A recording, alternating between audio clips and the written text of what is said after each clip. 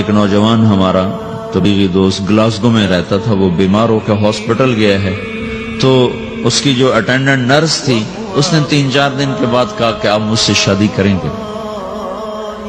اس نے کہا میں مسلمان ہوں، تم کرسچن ہو؟ کہا میں مسلمان ہو جاؤں، اگر آپ شادی کرتے تو میں مسلمان ہوں۔ اس نے کہا تم کس وجہ سے مجھے یہ پیشکش کر دیں؟ وہ کہنے کہ میں 3 دن سے تمہیں دیکھ رہی ہوں تو کہ تم نے ایک دفعہ بھی نظر اٹھا کے مجھے نہیں دیکھا، میں نرس ہوں، میری زندگی یہاں گزری ہے، میں نے کوئی نوجوان ایسا نہیں دیکھا جو لڑکی کو دیکھ کے نظر جھکا لیتا ہو، میں پہلی دفعہ اپنی زندگی میں کسی کو دیکھ رہی ہوں کہ جب اس کے سامنے میں آتی ہوں تو اس کی نظر جھک جاتی ہے، تو مجھے یقین ہو گیا تیرے اندر سچائی ہے۔ تو وہ مسلمان ہو گئے، اس نے آگے کتنی بچیوں کو مسلمان کیا۔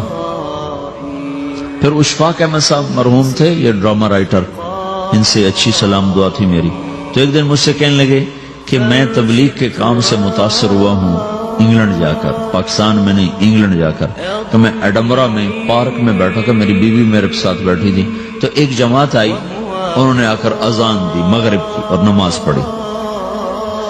نماز کے بعد 13-14 لڑکیاں بھاگ کے آگے آئیں ان سے بات کرنے کے لیے، تو میں نے بیوی سے کہا آؤ سنو یہ کیا کہنے کہتے ہیں، تو کہا ہم دونوں بھی پہنچے، تو جس نے جماعت کرائی تھی نا اس کو ایک لڑکی آگے بڑھ کے کہتی آپ کو انگلش آتی؟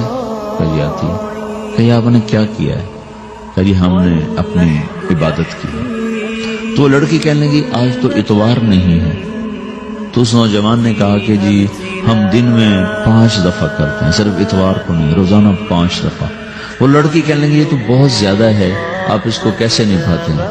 تو اس نے اس کو جواب دیا، 2-3 سوال اس نے اور کیے، جواب دیا، تو کہنے لگی اچھا بہت مہربانی، اس نے اسے ہاتھ بڑھایا آگے ملانے کے لیے نا، تو وہ نوجوان کہنے لگا میں آپ سے معافی چاہتا ہوں، میں آپ کو ہاتھ نہیں ملا سکتا۔ تو اس لڑکی نے کہا کیوں؟